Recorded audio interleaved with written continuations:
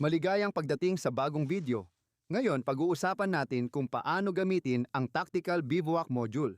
Dito, ipapaliwanag ko ang salitang tactical bilang isang sitwasyon kung saan ang seguridad o kaligtasan ang magiging pangunahing alalahanin, higit pa sa kaginhawaan.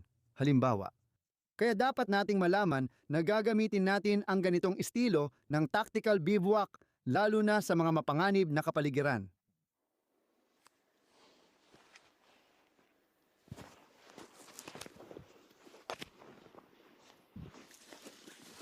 Makikita natin na ito ay isang pangunahing sistema ng pagtulog kung saan ang hinahanap natin ay bilis, pagiging hindi pansinin, at pagiging epektibo. Kailangan nating maging handa na makaalis sa kampo sa lalong madaling panahon. Kaya, hindi natin pag-uusapan ang paggawa ng apoy o kahit ang pagluluto sa pangkalahatan. Sa kahit anong paraan, magiging napakaikli ng mga pahinga. Ito rin ang paraan ng pagtulog na dapat nating bigyang prioridad kapag, halimbawa, nasa polyvalent na pagtulog tayo. Ang module na ipapakita ko sa inyo ngayon ay ang module na ginagamit ko sa aking sasakyan ngayon. Ipinapakita ko ito sa inyo kung ano talaga ito. Ito ay winter module at, syempre, babaguhin ko ito depende sa panahon. Kaya, itong paraan ng pagtulog na ito, makikita ninyo na sobrang simple, pwede pa nga nating sabihing extreme ito. Ipinapakita ko ito sa inyo dahil mahalaga ito para sa survival. Ito ang pinakamagandang sistema kapag kailangang lumikas at ito rin ang pinakamagandang sistema kapag may malaking kaguluhan.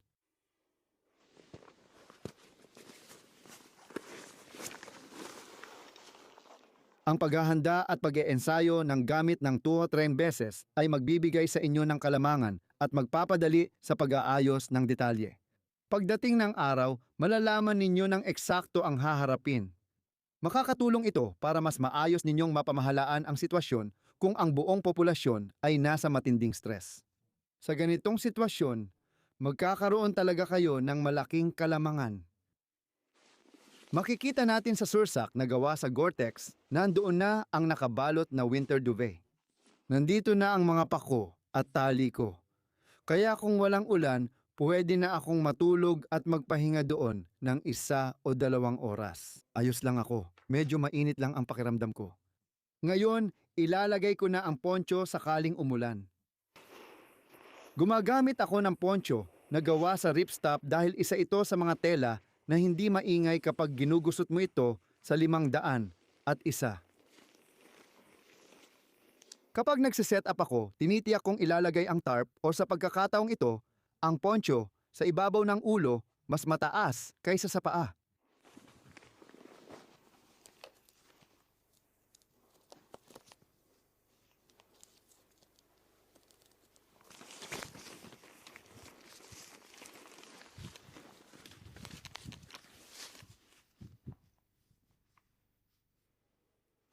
Iyan ang advantage ng paggamit ng mga tendure. Dahil palagi mong makokontrol ang distansya mo kung medyo kulang o sobra ang haba.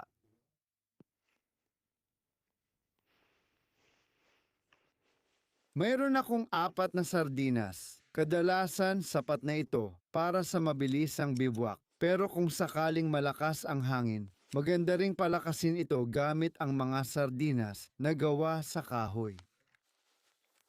Kung may oras kayo,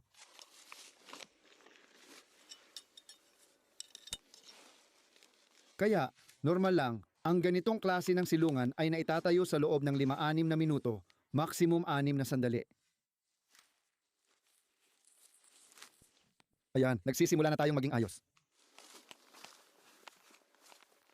Sa bahagi ng hood, gagawa lang tayo ng buhol para sa pagiging selyado. At dapat nasa labas ang buhol. Kapag ginawa mo ito sa loob, magkakaroon ka ng tagas.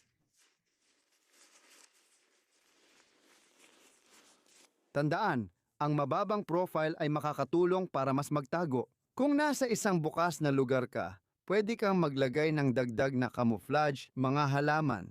Makakatulong ang pagkakaroon ng sardinas para maging epektibo at mabilis tuwing malakas ang ulan. Kahit nasa Gore-Tex tayo sa sursak, pwede talagang hindi komportable. Mas mabuting gumamit ng tent sa ganitong sitwasyon.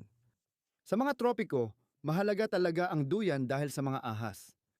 Para sa niebe, pwede ninyong gamitin ang sistemang ito na may kaunting pagbabago, lalo na kailangan ninyo ng sapilitang banig at goggles para sa ski. Kung inaasahan ninyo ang mga bagyong may niebe, ang tinutukoy ko ay after-ski na tsinelas na maaaring isuot diretso sa sleeping bag. Kapag sobrang lamig, mahalaga ito, lalo na para sa matinding lamig. Maaari ring gumamit ng makakapal na medyas. At para sa mga lugar na may niebe, na may matitinding kondisyon, pagkatapos, kailangan na nating gumawa ng espesyal na silungan. Kaya, para masaklaw ang iba't ibang sitwasyon sa savanna na may mga puno, gagamit tayo ng kumot o liner ng poncho para maprotektahan ang sarili mula sa init sa mga disyertong lugar. Siyempre, hindi rin ito ang sistemang iyon. Gagamit tayo ng ilang tarp na pinatong-patong at, kung maaari, isang silungang kalahating nakabaon kapag posible sa mga lugar natin. At para sa tag-init, gagamitin natin ang parehong sistema pero gamit lang ang simpleng kumot, liner ng poncho o magaan na sleeping bag. Ngayon, para sa seguridad, kapag tayo ay nasa grupo, bawat tao ay maaaring magbantay sa kanyang sektor, kaya magtatakda tayo ng iba't ibang sektor para sa iba't ibang tao. Karaniwan tayong pupuwesto ng paikot para mamasdan ng mata ang buong paligid. Dapat nating tandaan na hindi tayo maglalagay o magpapalitan ng bantay. Dahil kapag sobrang stress, kadalasan halos palagi kang gising kung mag-isa ka lang. Ang pinakamabuti, magtago ka ng husto at magpahinga lang ng sandali o micro siesta. Sige, aayusin natin agad ang tarp.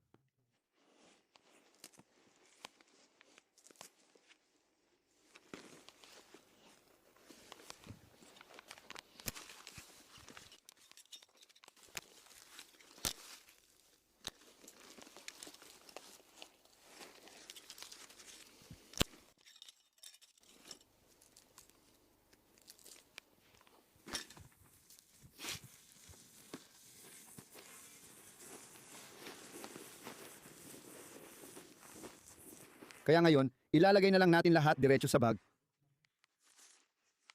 Dapat mas malaki ang bag ko kaysa dito. Kumpletong pag-aayos ng base module ngayon na dapat ay natatapos sa loob ng 1 minuto.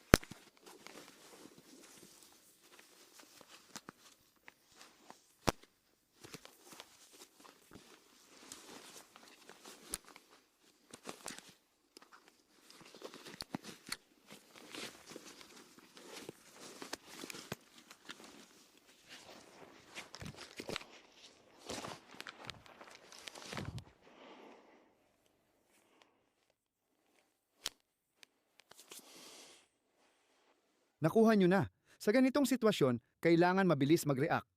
Kaya, natutulog tayo ng nakadamit at may sapatos tuwing tag-init. Kapag pinagpawisan ang paa, magpalit lang ng medyas bago isuot ulit ang sapatos. Pwede natin silang patuyuin sa ilalim ng trapal o sa loob ng sleeping bag na may seda. Sa taglamig, sinisikap nating panatilihing tuyo ang sapatos. Pero kung kailangan na nating pumasok sa sleeping bag, aalisin natin ang sapatos at medyas at patutuyuin natin ang mga ito.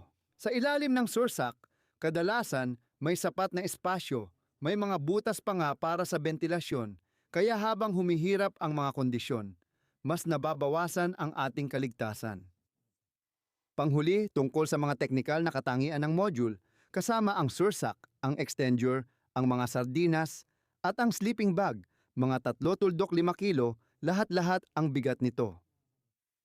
Ang sleeping bag ay ginawa para sa matitinding temperatura at ang sursak ay magdadagdag pa ng 5 degrees sa ginhawa.